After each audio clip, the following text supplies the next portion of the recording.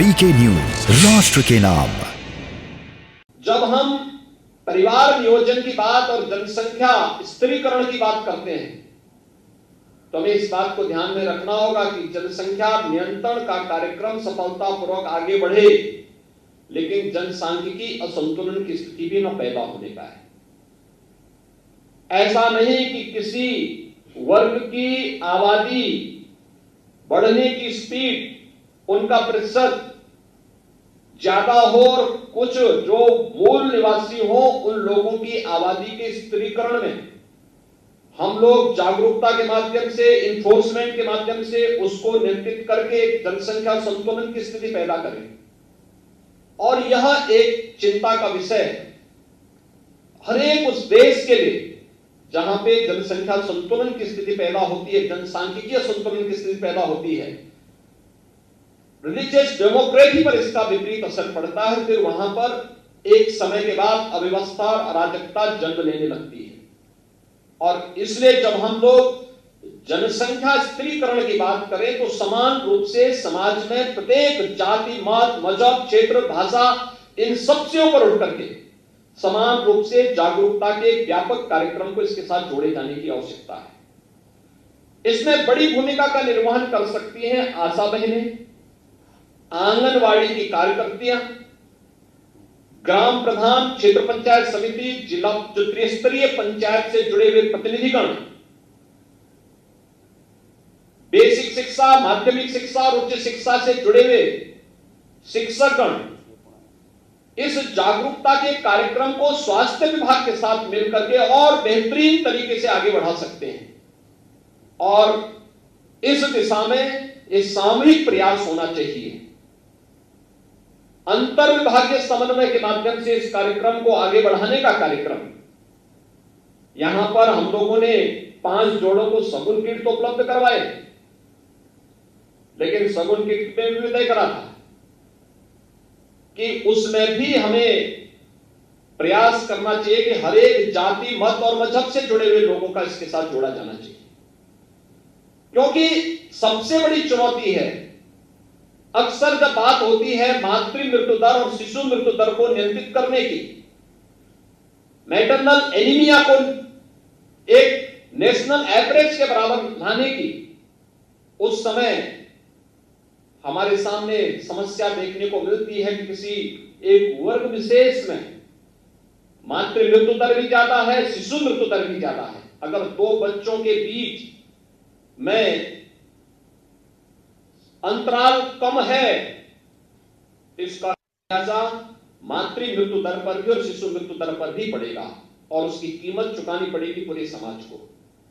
और यह स्थिति हो रही है। यद्यपि विगत 5 वर्ष के अंदर इसमें काफी अच्छी सफलता प्राप्त की है। उत्तर प्रदेश ने इस दिशा में बेहतरीन परिणाम दिए हैं। खासतौर पर उत्तर प्रदेश का जो लक्ष्य रहा है वह मैटरनल एनीमिया में आज यह 51.1% से घट करके 45.9% तक रह गया है।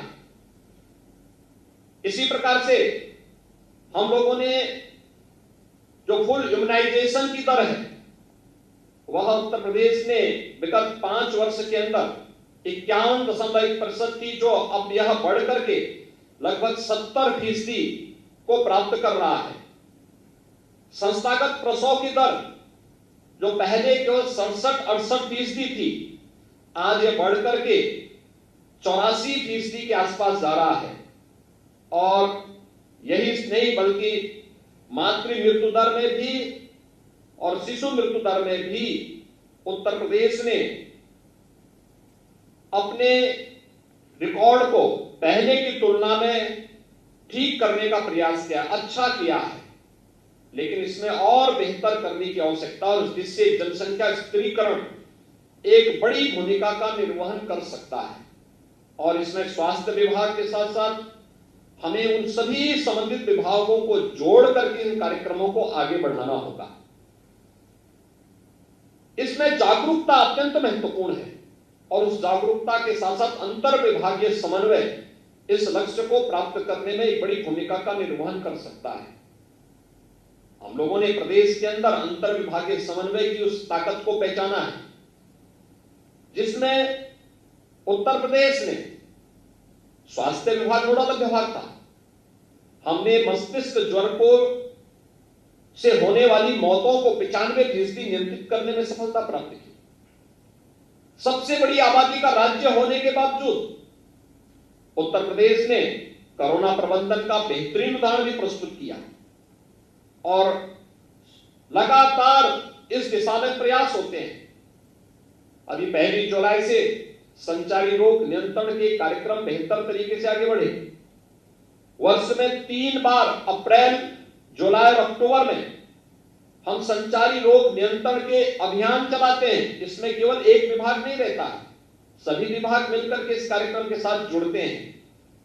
अलग अलग यानी अतिरिक्त बजट का प्रावधान किए बगैर अपने निर्धारित विभागीय बजट के माध्यम से सभी विभाग जब सामूहिक रूप से प्रयास करते हैं तो उसके बेहतरीन परिणाम सामने आते हैं।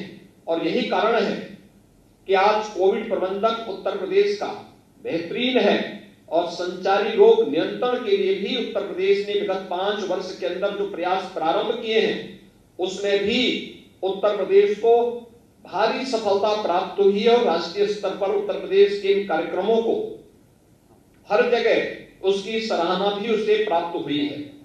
आज के इस अवसर पर जब हम लोग एक नए अभियान के साथ जुड़ रहे हैं, जनसंख्या स्त्रीकरण की दिशा में इस बेहतरीन प्रयास को हमें जन सहभागिता के माध्यम से, समाज के जागरूक नागरिकों के माध्यम से, धर्मगुरुओं के माध्यम से, अंतर विभागीय समन्वय के माध्यम से आगे बढ़ाने की आवश्यकता है। हमें पूरा विश्वास है कि जो भी लक्ष्य उत्तर प्रदेश के सामने हो, हम एक टीम भावना के साथ उन लक्ष्यों को प्राप्त करने की दिशा में जन जागरूकता के इस अभियान के माध्यम से जनसंख्या स्त्रीकरण के लक्ष्य को प्राप्त करने में सफलता प्राप्त करेंगे। मैं एक बार फिर से स्वास्थ्य विभाग के द्वारा आज विश्व जनसंख्या दिवस के अवसर पर आयोजित इस पूरे कार्यक्रम के प्रति अपनी शुभकामनाएं देता हूं और विश्वास व्यक्त करता हूं कि जागरूकता के माध्यम से हम जनसंख्या स्त्रीकरण के लक्ष्य को प्राप्त करने में सफल होंगे। पूरे अभियान के प्रति मेरी शुभकामनाएं। धन्यवाद। जय हिंद।